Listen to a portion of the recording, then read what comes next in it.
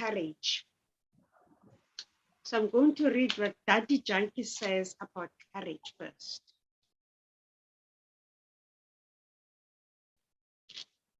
The very purpose of a spiritual study is to restore courage. The courage to stand for what I believe in. I need courage to remain true to myself in today's artificial world. This is not a small thing. My original true nature is of peace and divinity. To experience this is to be convinced of the absolute value of my intrinsic worth. I can face any opposition with the strength of my conviction. Many people have difficulty believing in their higher self. Others simply no longer believe in the future. Self-realization removes doubts. My original nature is peace. I am not a slave to my personality traits. I am their creator. I am a spectator as well as an actor in the drama of life. Whatever is happening is beneficial. As I incorporate these truths into my life, my courage will never fail me.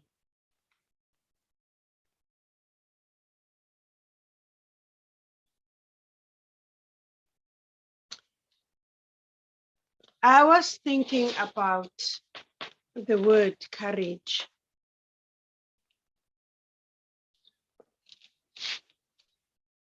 What is courage?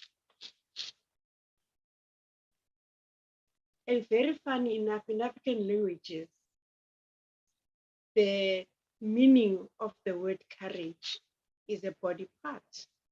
It's the liver. In Xhosa we say unesibindi, which means he has the courage. Fatima, you're a bit soft. Maybe you need to come a little forward. Thanks. Okay. And so you find that translation in all the African languages. But what is courage? When I was thinking of courage, to me, courage is the fuel that drives you to do things. And sometimes it's not just anything. Sometimes you have to cross obstacles to be able to do what you want to do. And of course, this reminded me of a question I once asked myself. Why did I join the theater? And the reason I joined the theater was not because I wanted to be a writer or I wanted to be an actor. No. It just happened that somebody was trying to write a play about a Xhosa king. And him, not being a Xhosa, found that he was unable to write the play. And when he met me, he realized that this is a Xhosa person. She should be writing the play. And so he handed me all of his research. And when I read the research, because the play was based on the history of South Africa, I discovered so many things about South African history that I did not know. I was a lover of history because my history teacher in matric motivated me. He made me love history. And when this man gave me his research, it just blew my mind. And I thought, if I don't write this play, he will take all of his stuff back and that's it. I will lose out. And that's the reason why I became a playwright, because I wanted all of that research, because it contained history that I did not even read about at school, not even in the newspapers. And to me, it was precious. And so, because I wanted that, when he said to me, you must write this play, and if you don't give me a play in 3 months, you're fired. So that was another motivation for me.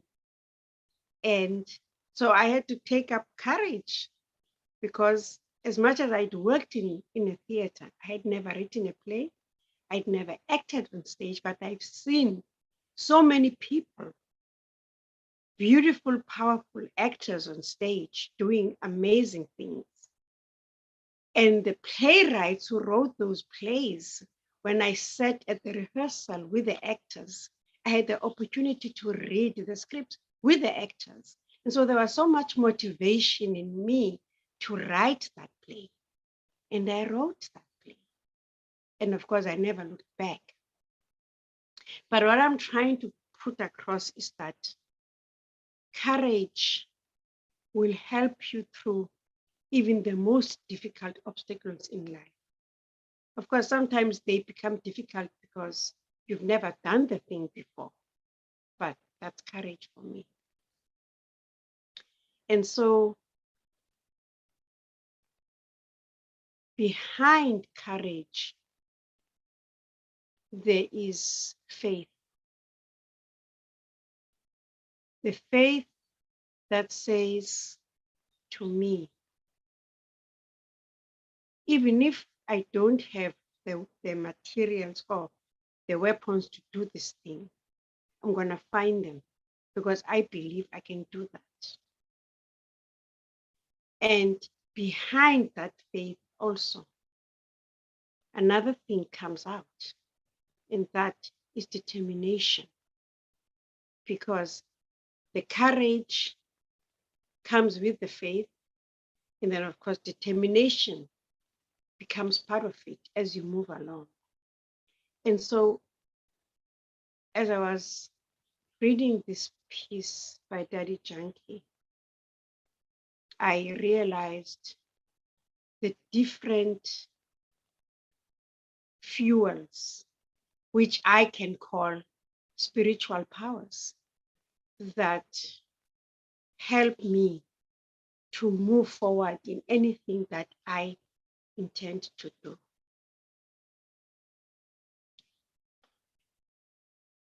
Daddy has been through this journey. And what I like about this book, Companion of God, is that all her experiences through this journey are in this book. So in a sense, you're not just walking a path, but you're also getting the guidance from somebody who has already walked that path. She has a very powerful line that she says in this book, where she says, the very purpose of a spiritual study is to restore courage. The courage to stand for what I believe in. And when I read that line, I mean, it's such a powerful line on its own, to restore courage. How? For most of our lives, we have been believing in God. We still do. But by coming onto the spiritual path, God unfolds an amazing treasure of knowledge that makes you want, that makes you believe, that makes you understand that actually all this time I have been thinking of myself as a body because I did not have the information about the spirit inside me, which is the soul. And now that I know that I am a soul and this body is my precious partner. This partner that enables me to experience the world outside, that enables me to communicate with others, that enables me to see, hear, feel, is a precious partner. And without this body, I would not have been able to do all the things that I want to do. But once again, you go back to courage. Of course, you have the faith, you have the determination, and of course, you have your goal. But you also need people around you who are going to encourage you to reach that goal constantly. Over and above that, you have God that you always turn to when you are on a path that is filled with obstacles. You always remember God and you always ask God to be with you and to help you. And one of the things that I've learned since coming onto the spiritual path is that I must not expect God to do things for me like a magician. If I say, God, tomorrow I want a car, God will wave a wand and there's a car. No. Or a job. No. My relationship with God is such that He will show me how to do it. He will show me how to get it, but I have to do it. And this is what I like most, because then by doing things in that manner, I'm going to need courage, because life is not always going to be on my side. Life is not always going to be easy. To be able to overcome obstacles, I need the spiritual power of courage. The other thing that I was very, very impressed by in what Daddy said was that many people have difficulty believing in their higher self. And we all know that. We do not believe that we are good, that we could ever become perfect, or even in life, that I could ever become successful in whatever I do, in my profession, because there is always that self-doubt that's inside of us, that's always saying, I'm not good enough. And that self-doubt comes from fear. And so fear is the enemy, because fear will bring you down. Fear will leave you with low self-esteem, that you will never be able to believe in yourself. But with courage will bring you that faith to believe in yourself, especially when you want something in your life that is going to change your life, that is going to make your life better than it is. I know we all want happiness. We all want success in our lives. We all want peace. We want our lives to be perfect, but that's not just going to come. We have to work at it. And I loved that word that Daddy says, that it restores courage. Spirituality restores the power of courage in us. That once again, I can believe in who I am, because I know who I belong to. And when I belong to the highest, of course, I have to rise to that.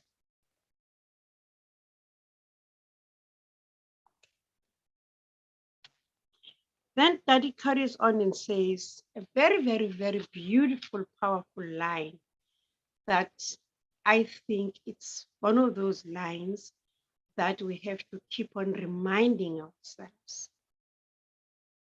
I am not a slave to my personality traits. I am their creator. My habits, the things that I've gotten used to doing, even without thinking. Some of them are good, they lift me up. Some of them are bad, they bring me down. But I created.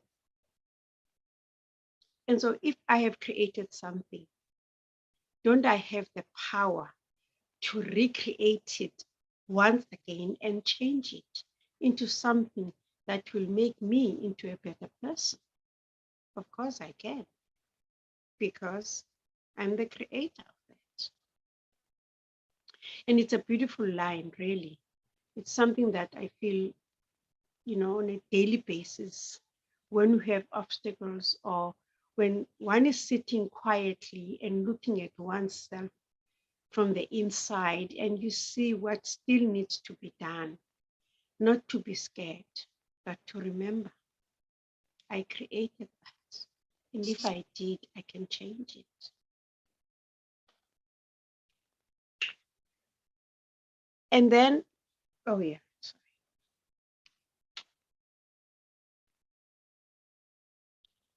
The most beautiful thing, of course, once again, that Daddy says today is, I am a spectator in this drama of life. I can sit back and watch what's going on. And in watching, also observe how what you see affects you. Does it affect you in a positive way, or does it affect you in a negative way?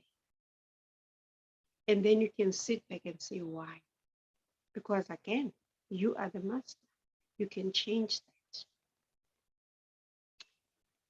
I love the term self-sovereign. And it simply means being the master of yourself. And being the master of yourself in a physical way, it's quite easy. But being a master of yourself in a spiritual manner is what becomes a challenge.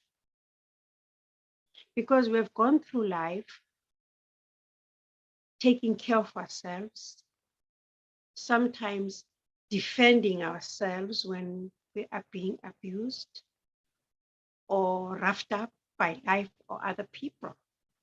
And we would use the same language, the same feeling. We would throw that back at others. And you'll just sit back and say, yeah, they deserve it. But when you are a master of yourself, you are not a follower. You do not do what other people do, whether it's good or bad. No. When you are a master of yourself, you remain in your self-respect. There was a Xhosa word that came up to me when I was thinking about this whole aspect of being a master of myself. And it is a word that has been used over and over and over as we were growing up. And the word is ukuziphatha, how you hold yourself. It's a very, very important part of growing up in our culture, ukuziphatha, how you hold yourself. But the holding of yourself should not just end when I'm in public, in front of other people.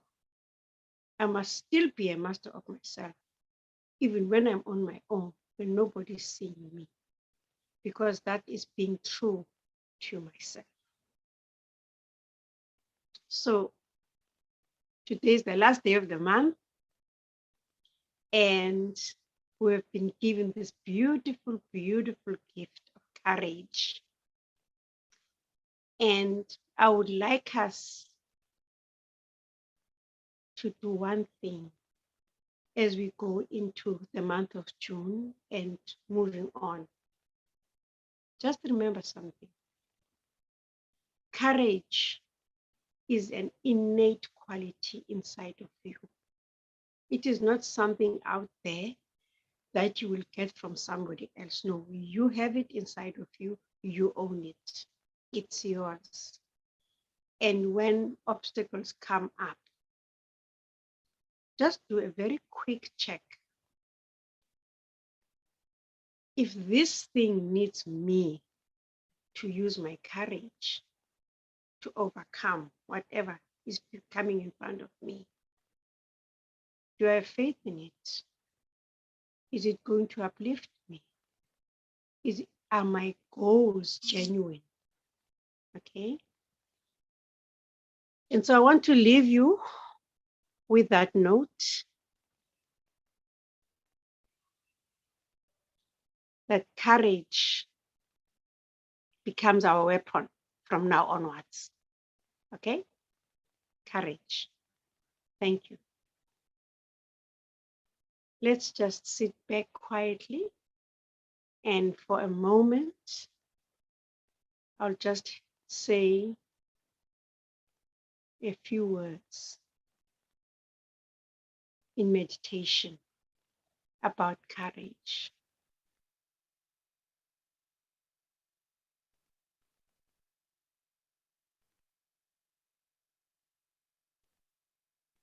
Courage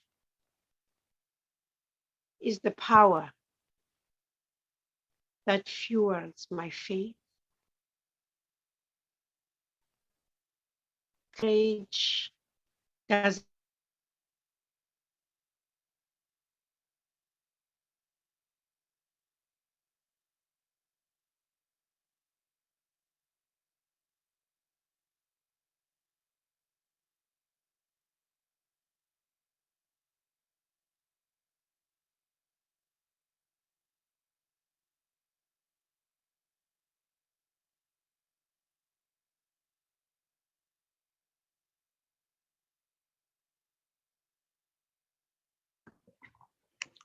Om Shanti, sister. There's no sound.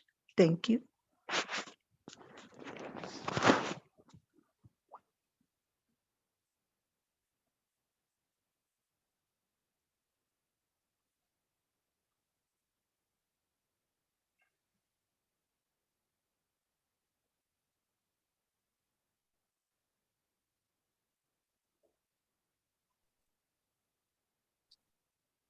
I think Fatima dropped off, so I'll continue. Take a moment and center yourself.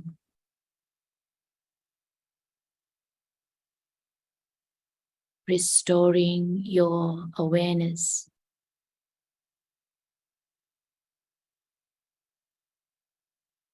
to that sacred part within you, that innate self,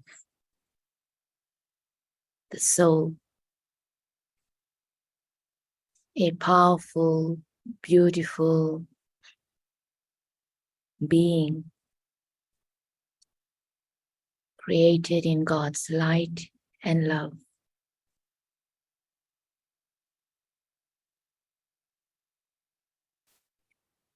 At the core of our heart and our being,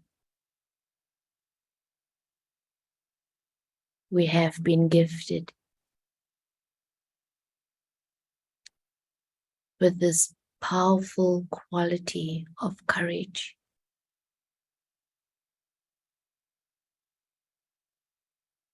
It's a strength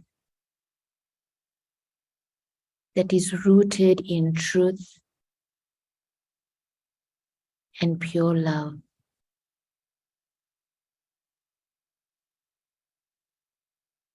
It gives us that ability to always take that step forward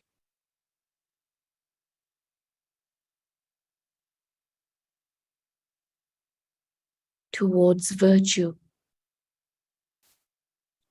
irrespective of the challenge we may face.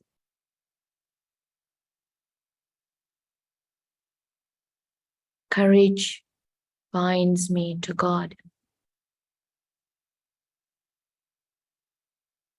because it is a promise.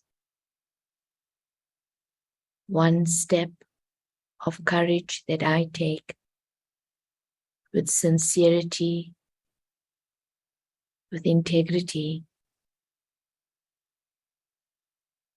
God takes 100 towards me to guide this pure energy that I am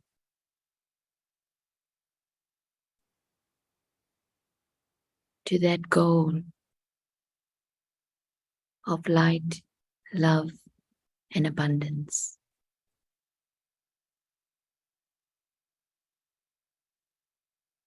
So I hold this treasure of courage within me. It's a powerful energy.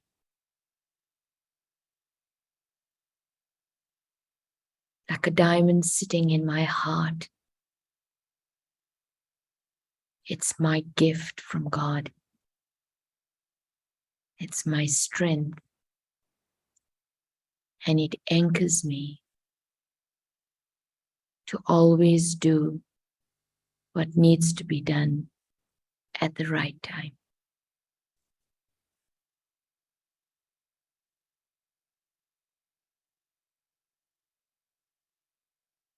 And it always begins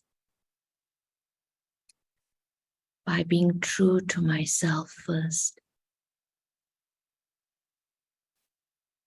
Because where there's truth, the soul dances.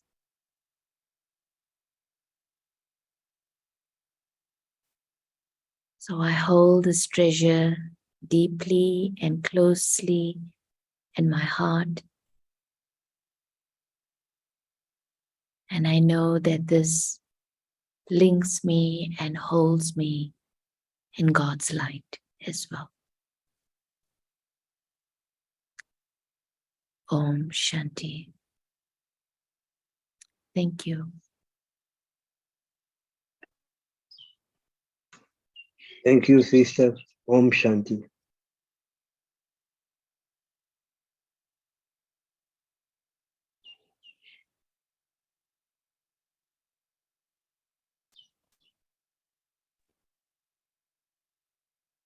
Om Shanti all. Have a wonderful day, a wonderful week.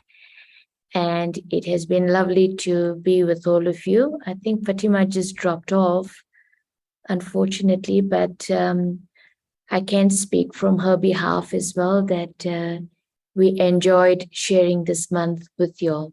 Thank you. Om Shanti.